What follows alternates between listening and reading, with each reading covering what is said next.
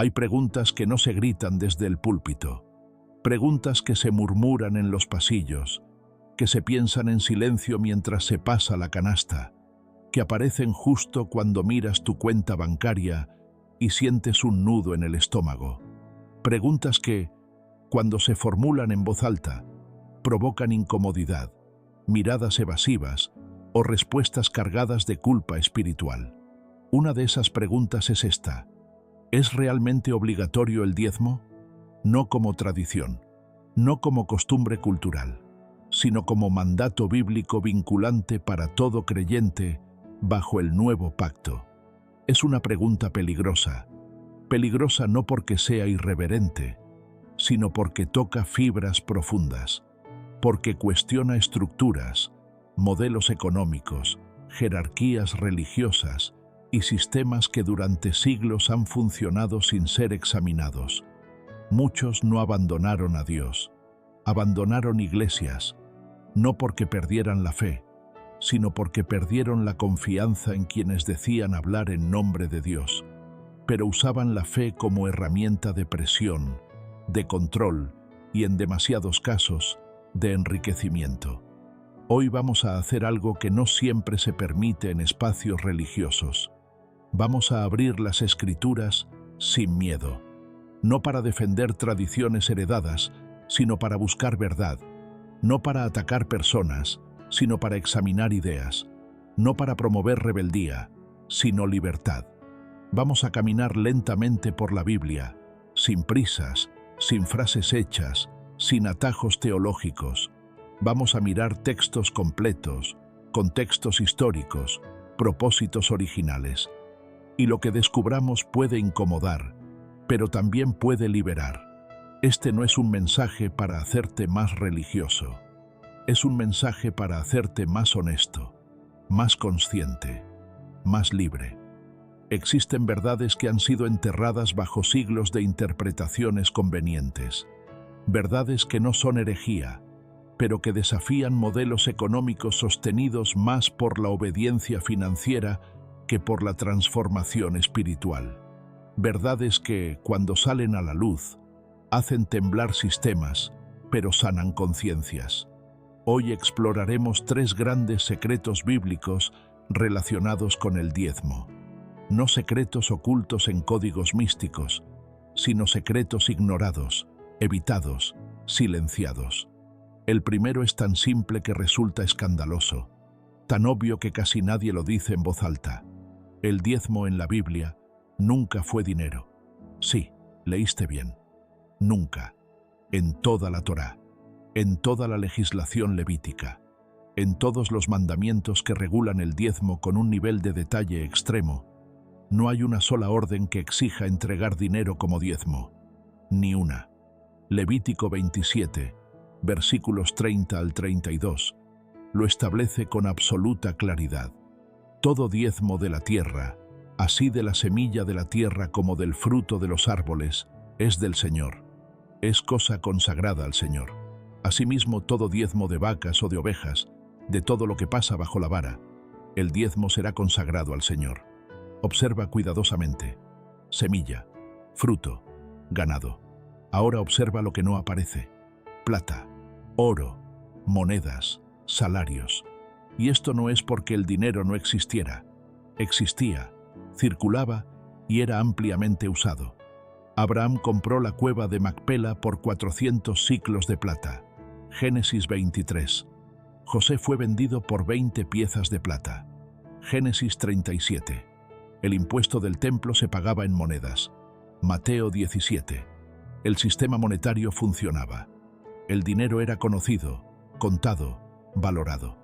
Y aún así, Dios nunca lo pidió como diezmo. ¿Por qué? Porque el diezmo no era un impuesto religioso para sostener estructuras espirituales. Era un sistema agrícola de redistribución, un mecanismo de justicia social diseñado para una nación agrícola donde la tierra pertenecía a Dios y debía beneficiar a los más vulnerables. Deuteronomio 14, versículos 28 y 29, lo explica sin ambigüedades. Al fin de cada 3 años, sacarás todo el diezmo de tus productos de aquel año, y lo guardarás en tus ciudades.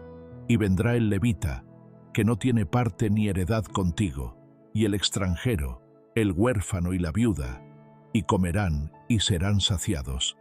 Era comida, era provisión, era sustento directo. No era el 10% de un sueldo depositado en una cuenta bancaria. No era una transferencia electrónica. No era un sobre cerrado. Era alimento tangible para personas reales. Y aquí aparece un detalle que rara vez se menciona. Si no eras agricultor o ganadero, no diezmabas. Si eras carpintero, pescador, comerciante, artesano, constructor o trabajador manual, el diezmo simplemente no aplicaba a tu actividad económica.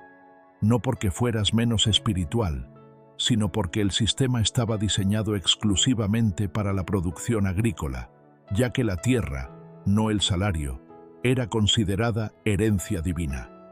Entonces la pregunta inevitable surge: ¿cómo llegamos al punto donde se exige el 10% de cualquier ingreso moderno, sin importar contexto, profesión o situación? La respuesta no es cómoda, pero es histórica. En algún momento, la institución religiosa necesitó ingresos constantes, y el diezmo veterotestamentario, descontextualizado, se convirtió en la herramienta perfecta. Se espiritualizó, se universalizó, se monetizó, y para garantizar su cumplimiento, se rodeó de amenazas.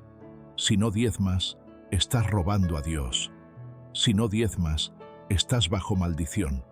Pero cuando lees esos textos con honestidad histórica, descubres algo inquietante. Malaquías 3 nunca fue una amenaza para el creyente pobre que lucha por sobrevivir. Fue una confrontación directa a sacerdotes corruptos que retenían las ofrendas agrícolas destinadas a los pobres y se enriquecían con ellas. No era un mensaje para una congregación moderna. Era un juicio contra líderes religiosos infieles. Y este es el primer gran secreto. El diezmo bíblico no era dinero. Y si alguien insiste en aplicarlo literalmente hoy, entonces debería hacerlo completo, en especie, cada 3 años, entregado directamente a viudas, huérfanos y extranjeros.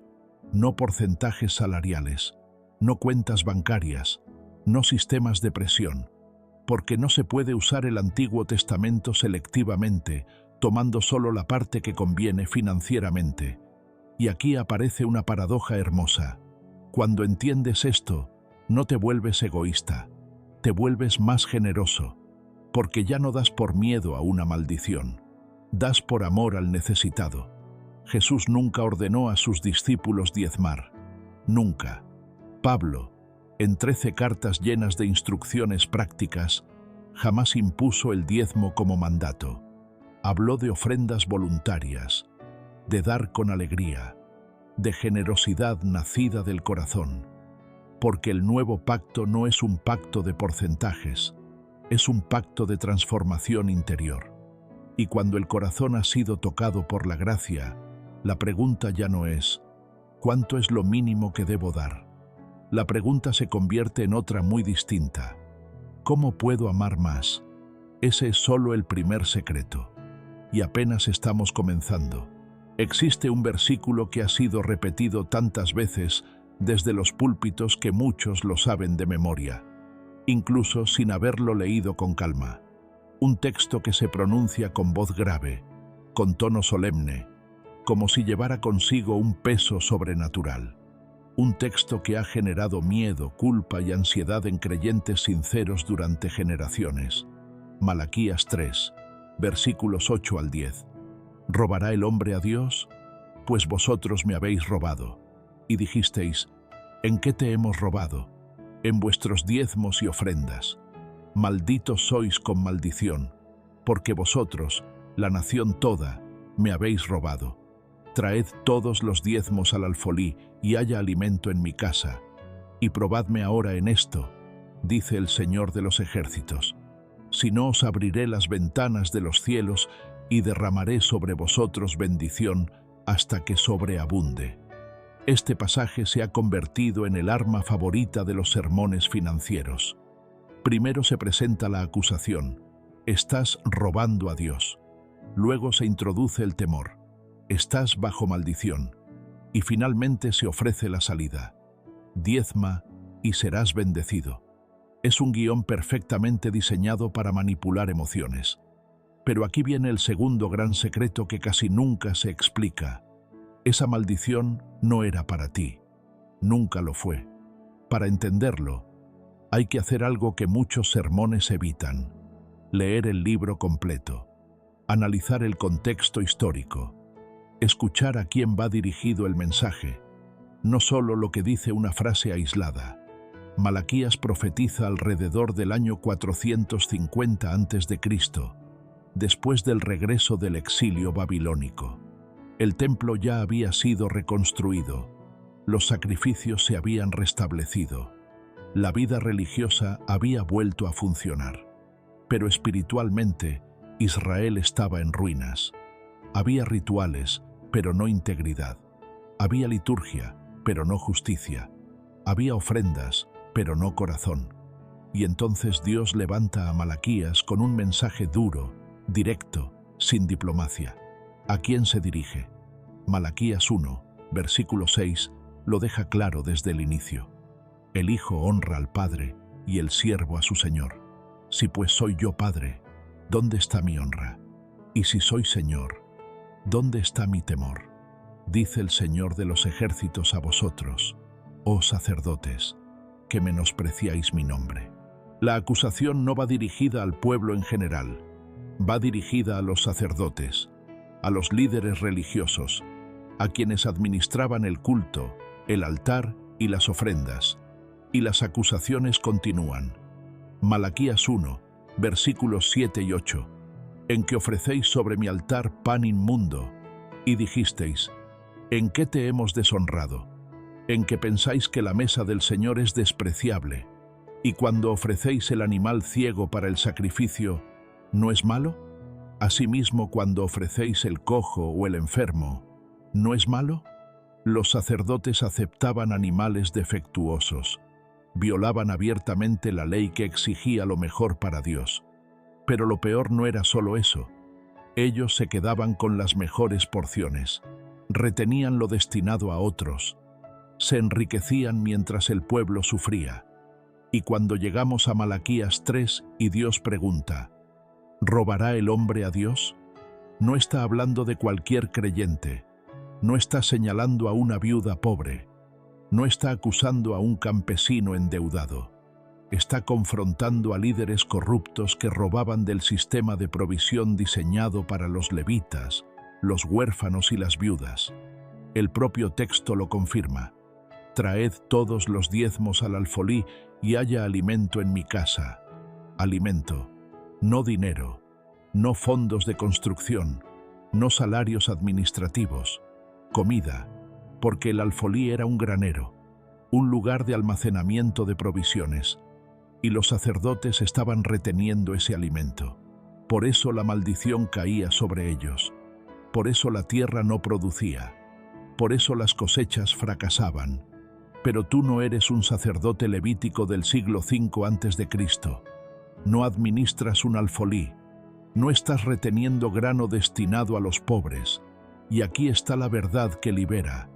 Tú nunca estuviste bajo esa maldición, y aun si alguien quisiera argumentar que sí lo estabas, el Nuevo Testamento responde con contundencia. Gálatas 3, versículo 13. Cristo nos redimió de la maldición de la ley, hecho por nosotros maldición, porque está escrito: maldito todo el que es colgado en un madero. Toda maldición del antiguo pacto fue llevada por Cristo, no parcialmente, no simbólicamente, totalmente. Él cargó con el juicio, Él bebió la copa completa, Él pagó el precio, y ahora tú estás bajo otro pacto, un pacto donde no das por miedo, sino por gratitud. No das para evitar castigo, sino para expresar amor.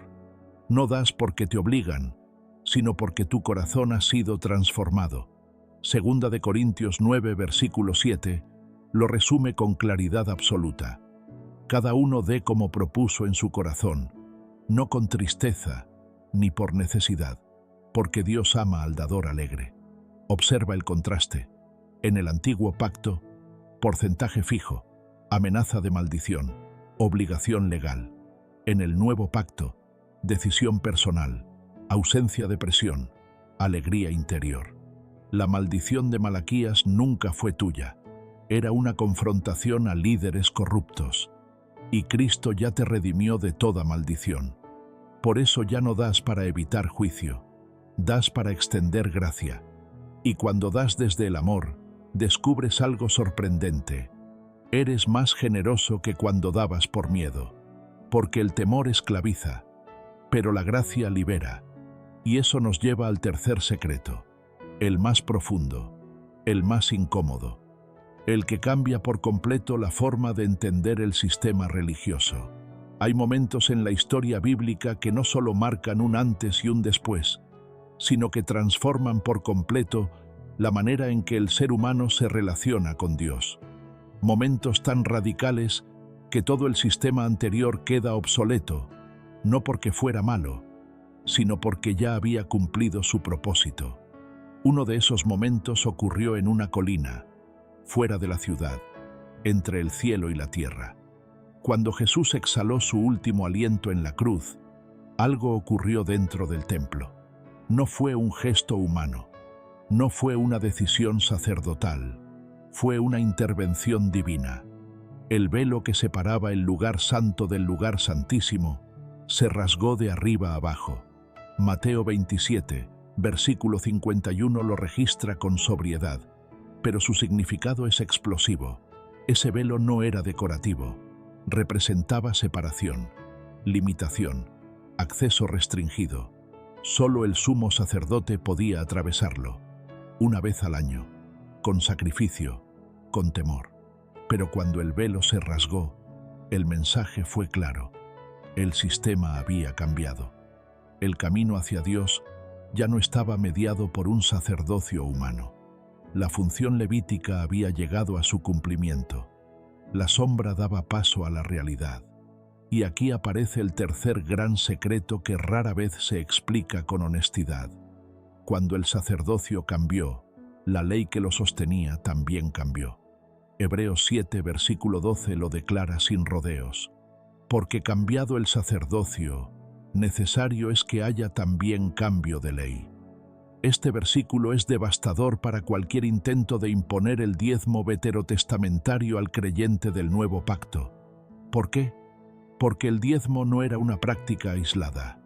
Era parte integral del sistema levítico. Estaba directamente conectado al sacerdocio de Aarón, a la tribu de Leví y al funcionamiento del templo.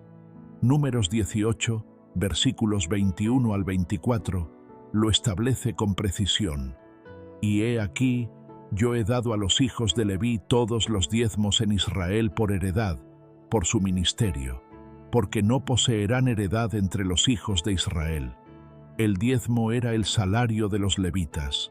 Ellos no heredaron tierra, no tenían campos, no tenían ganado propio. Su sustento venía del 10% de la producción agrícola del pueblo. Era un sistema coherente, justo, funcional, pero estaba ligado a un sacerdocio específico, y ese sacerdocio terminó. Cuando Cristo murió y resucitó, Él se convirtió en el sumo sacerdote eterno, no según el orden de Aarón, sino según el orden de Melquisedec. Hebreos 7 desarrolla esta verdad con profundidad teológica. Jesús no pertenece a la tribu de Leví, no ofrece sacrificios diarios, no entra una vez al año al lugar santísimo. Él entró una vez y para siempre, con su propia sangre, como mediador único entre Dios y los hombres. Primera de Timoteo 2, versículo 5.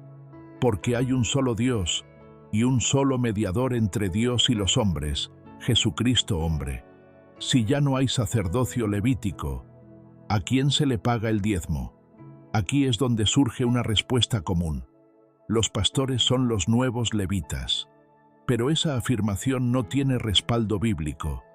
Los pastores del Nuevo Testamento no son una clase sacerdotal separada. No median entre Dios y las personas, No ofrecen sacrificios expiatorios. No tienen privilegios espirituales especiales. Son ancianos, supervisores, siervos.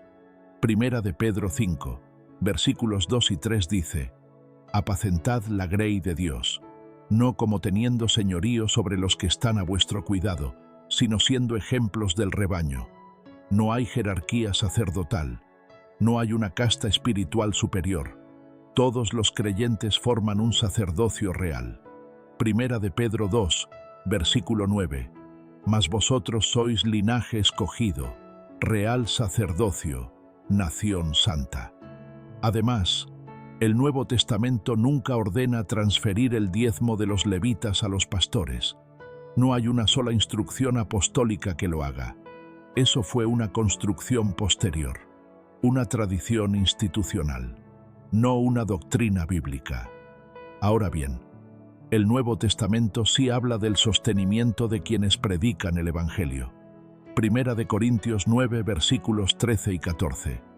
¿No sabéis que los que trabajan en las cosas sagradas comen del templo?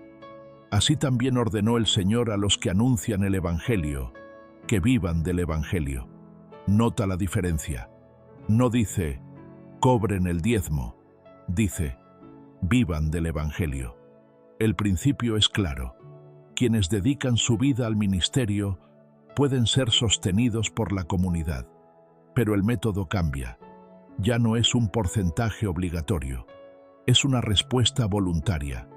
Pablo mismo es el mejor ejemplo. Hechos 18, versículo 3, nos dice que trabajaba como fabricante de tiendas, no porque no tuviera derecho a recibir apoyo, sino para no ser carga. Él no exigía, no presionaba, no amenazaba, servía. Y cuando recibía apoyo, lo hacía con gratitud, no con demanda. Aquí está el tercer secreto con toda su fuerza. Cuando Cristo cambió el sacerdocio, cambió también la ley del diezmo. Ya no estás bajo la obligación del 10%. Estás bajo la libertad del amor. Y esa libertad no produce avaricia, produce generosidad radical. Porque en el antiguo pacto, el límite era el 10%. En el nuevo pacto no hay límite. Puedes dar poco si es lo único que tienes. Puedes dar mucho si Dios te ha prosperado. No estás bajo ley, estás bajo gracia. Y la gracia siempre va más allá de lo que la ley podía exigir. Para comprender plenamente la lógica del Nuevo Testamento sobre el dar, es necesario descender un nivel más profundo. No basta con saber que el diezmo pertenecía al antiguo pacto. No basta con reconocer que el sacerdocio cambió. Hay que entender qué produce la gracia en el corazón humano cuando realmente ha sido recibida. Porque la pregunta central nunca fue cuánto dar. La pregunta siempre fue desde dónde das. Las iglesias de Macedonia son uno de los ejemplos más desconcertantes del Nuevo Testamento. Pablo las menciona en 2 de Corintios 8 no como un modelo financiero, sino como una revelación espiritual. 2 de Corintios 8, versículos 1 al 3. Os hacemos saber la gracia de Dios que se ha dado a las iglesias de Macedonia, que en grande prueba de tribulación, la abundancia de su gozo y su profunda pobreza abundaron en riquezas de su generosidad. Pausa aquí. No tenían abundancia, no tenían excedentes, no estaban en estabilidad económica, estaban en profunda pobreza. Y sin embargo Pablo dice que abundaron en generosidad. Esto rompe todos los esquemas religiosos tradicionales, porque solemos pensar que primero viene la prosperidad y luego la generosidad. Pero el Evangelio muestra lo contrario. La generosidad nace del gozo, no del excedente. Pablo continúa diciendo que ellos daban más allá de sus fuerzas, no por obligación, sino porque rogaban el privilegio de participar. 2 de Corintios 8, versículo 4. Pidiéndonos con muchos ruegos que les concediésemos el privilegio de participar en este servicio para los santos. Nadie los presionó. Nadie les dijo que estaban bajo maldición si no daban. Nadie calculó un porcentaje. Daban porque habían sido tocados por la gracia. Y aquí aparece una verdad que desmonta toda manipulación espiritual. La gracia no produce tacaños, produce generosos radicales. Pero atención, esa generosidad no nace del miedo, no nace de la amenaza, no nace de la culpa, nace de la gratitud. Pablo lo explica con claridad en el versículo 12. Porque si primero hay la voluntad dispuesta, será acepta según lo que uno tiene, no según lo que no tiene. Dios nunca te pide lo que no tienes, nunca, pero sí te invita a dar desde lo que sí tienes, con un corazón dispuesto. Y esa disposición no se fabrica, no se fuerza, no se impone. Brota cuando entiendes la gracia. Por eso Pablo jamás dice, den porque es su deber. Dice, den porque han sido transformados. Ahora bien, alguien podría preguntar, entonces, si no hay mandato, ¿significa que no debo dar? La respuesta es contundente. Por supuesto que no. Significa algo mucho más exigente y mucho más libre. Cuando das bajo la ley, das el 10% y te sientes en paz contigo mismo. Cumpliste. Listo. Pero cuando das bajo la gracia, no hay una cifra que calme tu conciencia. Das hasta que tu corazón descansa, y un corazón tocado por Dios rara vez se conforma con el mínimo. Por eso los creyentes del primer siglo no practicaban el diezmo, practicaban algo mucho más radical. Hechos 2, versículos 44 y 45. Todos los que habían creído estaban juntos, y tenían en común todas las cosas, y vendían sus propiedades y sus bienes, y los repartían a todos según la necesidad de cada uno. Hechos 4, versículos 32 al 35, refuerza esta idea. Y la multitud de los que habían creído era de un corazón y un alma, y ninguno decía ser suyo propio nada de lo que poseía. Así que no había entre ellos ningún necesitado. Eso no es el 10%, eso es el 100%, no como obligación legal, sino como fruto de una comunidad transformada. Y algo es fundamental entenderlo. Todo era voluntario. Nadie los obligaba. Nadie medía porcentajes. Nadie imponía cargas.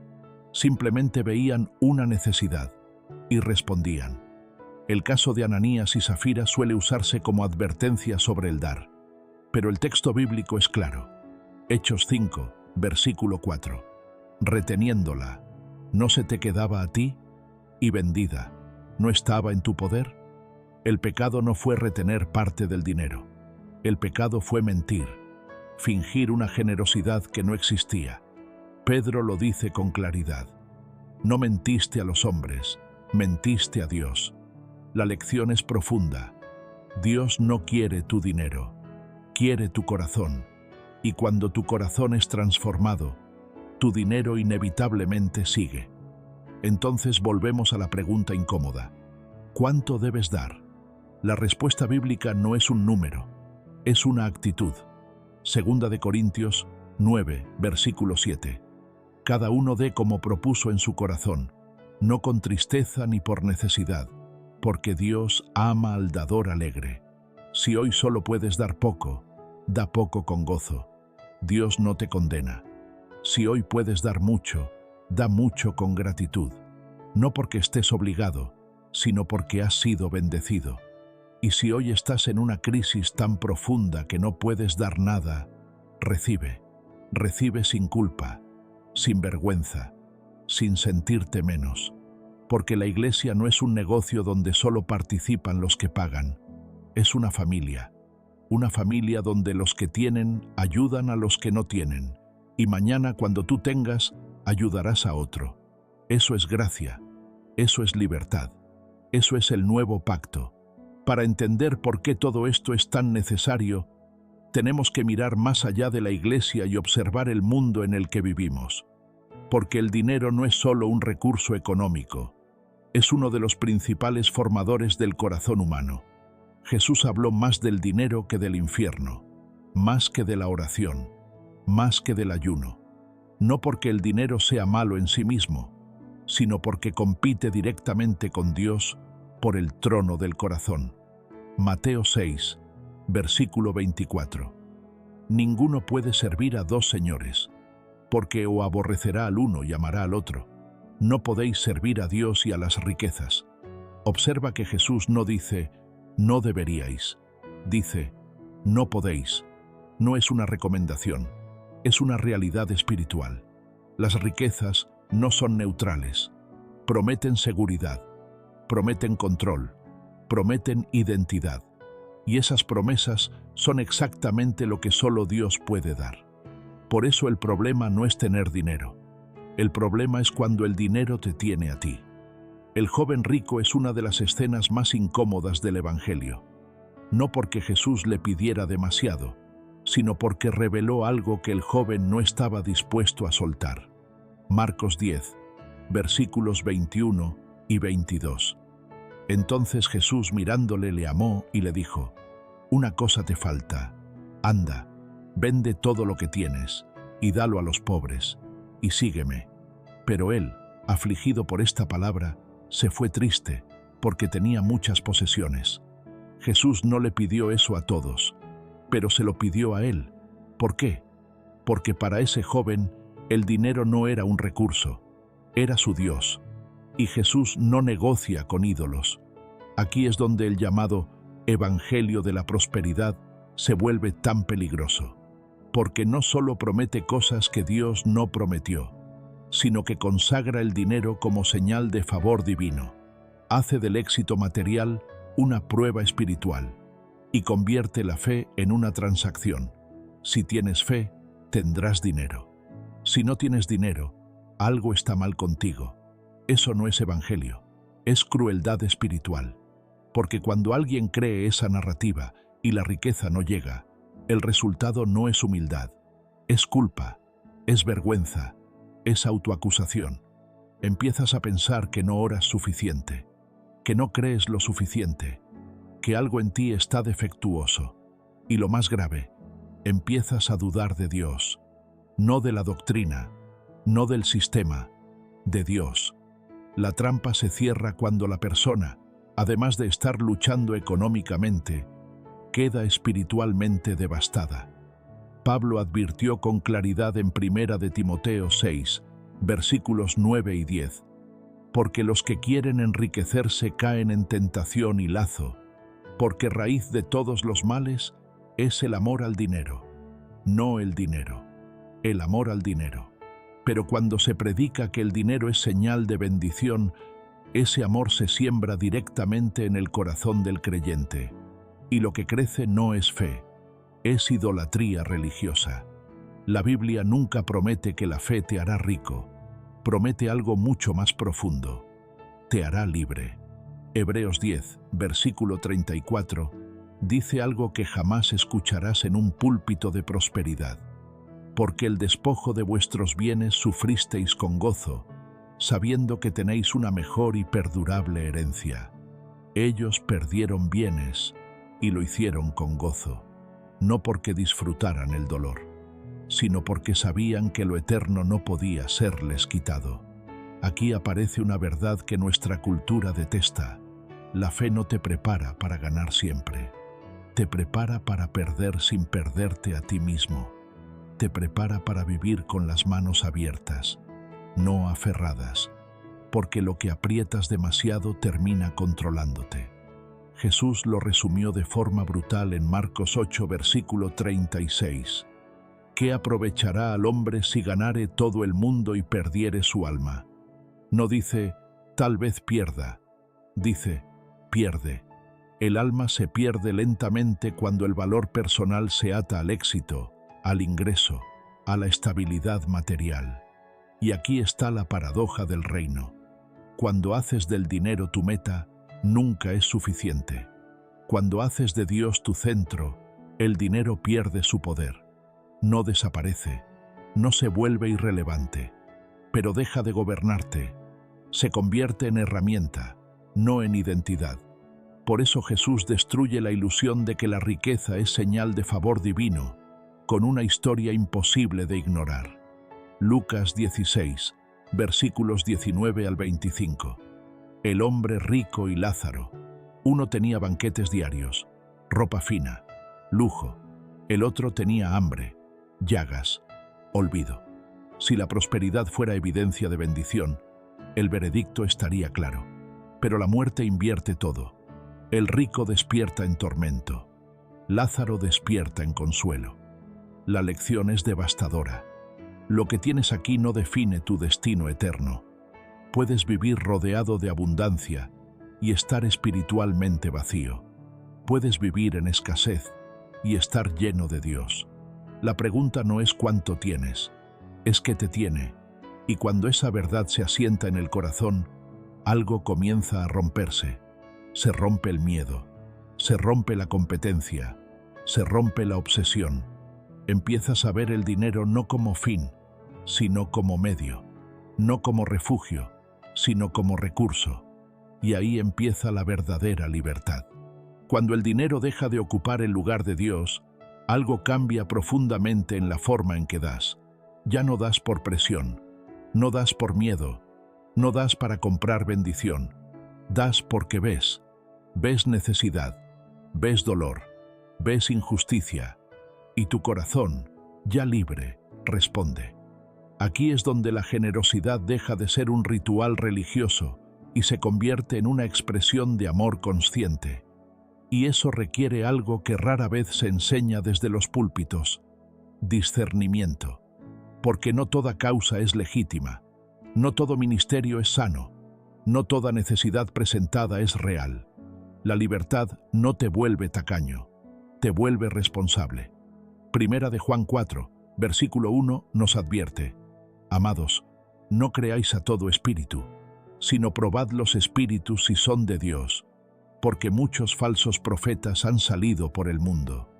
Ese principio no es solo doctrinal, es profundamente práctico. Tienes derecho, más aún tienes la responsabilidad de preguntar: ¿a dónde va el dinero? ¿Quién se beneficia realmente? ¿Hay transparencia? ¿Hay rendición de cuentas? ¿Se sirve a los pobres o se construyen imperios personales? Si un líder se ofende porque haces preguntas honestas, esa reacción ya es una respuesta. La iglesia del primer siglo no funcionaba en la oscuridad. Cuando surgió un problema serio con la distribución de los recursos, no lo ocultaron. Hechos 6, versículos 1 al 3. Hubo quejas, hubo conflicto y hubo acción. Se estableció supervisión, se creó estructura, se protegió a los vulnerables. No hubo manipulación espiritual, hubo integridad. Hoy debería ser igual. Deberías poder ver presupuestos, reportes, destinos claros, porque ese dinero no cayó del cielo. Salió de tu trabajo, de tus horas, de tu esfuerzo, de tu sacrificio. Y cuidar de esos recursos también es espiritualidad. La libertad también te permite entender algo crucial. No todo tu dar tiene que pasar por una institución. La iglesia no es el único canal del reino. El cuerpo de Cristo es más amplio que 4 paredes. Puedes ayudar directamente a una familia. Puedes sostener a un misionero. Puedes alimentar a un vecino que perdió su empleo. Puedes apoyar una organización que rescata víctimas de trata humana, que cuida huérfanos, que acompaña refugiados. Eso también es reino. Eso también es dar para la eternidad. Y aquí aparece una verdad incómoda pero necesaria. Primera de Timoteo 5, versículo 8. Porque si alguno no provee para los suyos, y mayormente para los de su casa, ha negado la fe y es peor que un incrédulo. Tu primera responsabilidad no es la iglesia, es tu familia. Si estás dando mientras tus hijos pasan necesidad, algo está desordenado. Eso no es fe, eso es confusión espiritual. Dios no se glorifica cuando sacrificas a los tuyos para sostener sistemas religiosos. Provee primero, cuida primero, asegura lo básico, y luego, desde lo que Dios te permita, da con sabiduría y libertad. Eso es equilibrio, eso es madurez espiritual. Cuando das desde la libertad, das con propósito. no para cumplir cuotas, no para evitar maldiciones. Das porque tu corazón fue tocado. Romanos 13, versículo 10 dice: el amor no hace mal al prójimo, así que el cumplimiento de la ley es el amor. No el 10%, el amor. El amor no calcula porcentajes. El amor responde a la necesidad. No pregunta, ¿cuánto debo? Pregunta, ¿cómo puedo ayudar? Ese es el espíritu del nuevo pacto. Y cuando una comunidad entiende esto, ocurre algo sorprendente. La gente no da menos, da más. Porque la generosidad motivada por amor siempre supera a la generosidad motivada por obligación. Las iglesias más generosas no son las más coercitivas, son las más transformadas. No predican culpa, predican gracia. Y cuando la gracia realmente transforma, el dinero inevitablemente sigue al corazón. Pero cuidado, Dios no acepta cualquier ofrenda. Hay momentos en la Escritura donde Dios rechaza el dar de su pueblo, no porque dieran poco, no porque se quedaran cortos en el porcentaje, sino porque sus corazones estaban lejos. Isaías 1, versículos 11 al 17, es un golpe directo. ¿Para qué me sirve la multitud de vuestros sacrificios? No me traigáis más vana ofrenda. Dios estaba cansado de rituales vacíos, de manos extendidas sin justicia, de generosidad sin misericordia. Y luego dice claramente lo que sí quiere: defender al huérfano, amparar a la viuda, buscar justicia. Miqueas 6, versículo 8, lo resume sin rodeos: hacer justicia, amar misericordia y humillarte ante tu Dios. Eso es lo que Dios busca. Eso es lo que valida cualquier ofrenda. Jesús confrontó lo mismo en Mateo 23, versículo 23. Los fariseos diezmaban hasta las hierbas, pero olvidaban la justicia, la misericordia y la fe. Eran precisos con el porcentaje, pero estaban podridos por dentro. Y Jesús los llamó hipócritas, porque la ofrenda que Dios realmente quiere no cabe en un sobre. No se mide en números. Es tu vida. Al final de todo este recorrido, la Escritura nos lleva a una conclusión tan simple como radical. Dios nunca estuvo persiguiendo tu dinero. Siempre estuvo buscando tu corazón. Por eso el llamado más profundo del Evangelio no es da más, sino entrégate. Romanos 12, versículo 1, lo expresa con una claridad que no deja escapatorias. Os ruego por las misericordias de Dios, que presentéis vuestros cuerpos en sacrificio vivo, santo, agradable a Dios, que es vuestro culto racional. No habla de monedas, no habla de porcentajes, habla de una vida entera colocada en el altar, un sacrificio vivo, tu tiempo, tu talento, tu energía, tu compasión, tus decisiones, tu manera de amar, tu manera de usar lo que tienes. Cuando entiendes esto, el dinero deja de ser el centro del debate. No desaparece, pero se vuelve secundario, porque ahora toda tu vida es una ofrenda. Primera de Corintios 10, versículo 31 lo confirma. Si pues coméis o bebéis, o hacéis otra cosa, hacedlo todo para la gloria de Dios. Trabajas para su gloria, amas para su gloria, sirves para su gloria. Y sí, también das para su gloria, pero no porque un sistema lo exija, sino porque un corazón transformado no sabe vivir de otra manera. Aquí está la aplicación práctica, clara y directa de todo lo que hemos recorrido. Deja de dar por obligación. Comienza a dar por devoción. Deja de medir tu espiritualidad por tu diezmo. Comienza a medirla por tu amor. Deja de temer la maldición. Descansa en la gracia. Deja de perseguir prosperidad. Persigue a Cristo. Y cuando lo hagas, descubrirás algo profundamente liberador. Eres más generoso bajo la gracia que bajo la ley, porque la ley dice, da el 10%. La gracia dice, todo lo que tengo es suyo. La ley amenaza, la gracia agradece, la ley calcula, la gracia ama. y el amor siempre da más de lo que la ley jamás podría exigir. Si has vivido bajo el peso de la obligación religiosa, si has sentido culpa cada vez que no pudiste dar, si has dudado del amor de Dios porque tu situación financiera es difícil, escucha esto con claridad. Eres libre. Cristo te liberó, no para que vivas en egoísmo, sino para que vivas en amor. No para que retengas por miedo, sino para que uses con sabiduría. No para que ignores necesidades, sino para que respondas con generosidad genuina. Eres libre del porcentaje obligatorio, libre de la amenaza espiritual, libre de la manipulación religiosa, libre para dar como tu corazón proponga, sin tristeza, sin presión, con alegría. Segunda de Corintios 9, versículo 7 lo declara sin ambigüedad. Dios ama al dador alegre, no al dador obligado, no al dador temeroso, al dador alegre.